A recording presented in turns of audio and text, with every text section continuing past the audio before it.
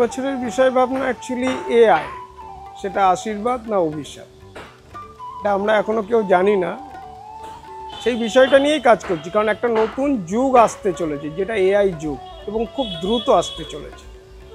তাতে যারা এআই এর সৃষ্টিকর্তা তারাই ভাবছে যে মানুষের অস্তিত্ব রক্ষার লড়াই হয়ে না দাঁড়ায়, সেইটারই একটা ধারণা দেওয়ার চেষ্টা।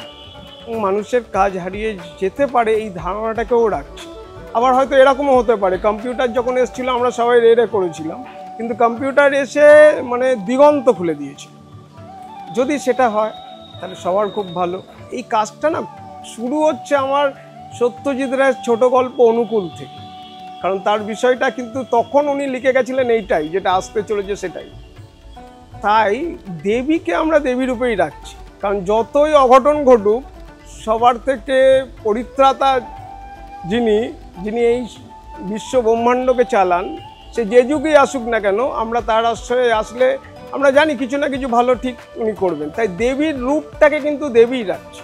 মানে এআইয়ের তো একটা খারাপ ভার্সান তো অবশ্যই আছে, যেইটা থেকে আমরা ভয় পাচ্ছি, সেই খারাপ ভার্সানটাকেই আমরা এখানে অসুর রূপে দেখাচ্ছি।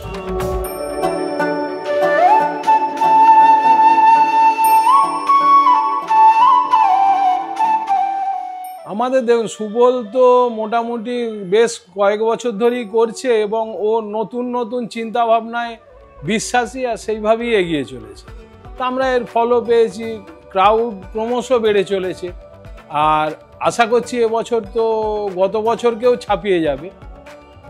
কেন, এটা একেবারে সময় অনুযায়ী শ্রেষ্ঠ থিম বলা যেতে পারে। আমাদের মোটামুটি তৃতীয়াতে উদ্বোধন গত বছরও হয়েছে, এবছরও সেই চেষ্টাতেই আমরা আছি। এখন যদি কমপ্লিট হয়ে যায় একদিন আগে হতে পারে, আর কমপ্লিট না হলে হয়তো একদিন পরে হবে, কিন্তু আমাদের মোস্ট প্রবাবলি তৃতীয়াতেই উদ্বোধন।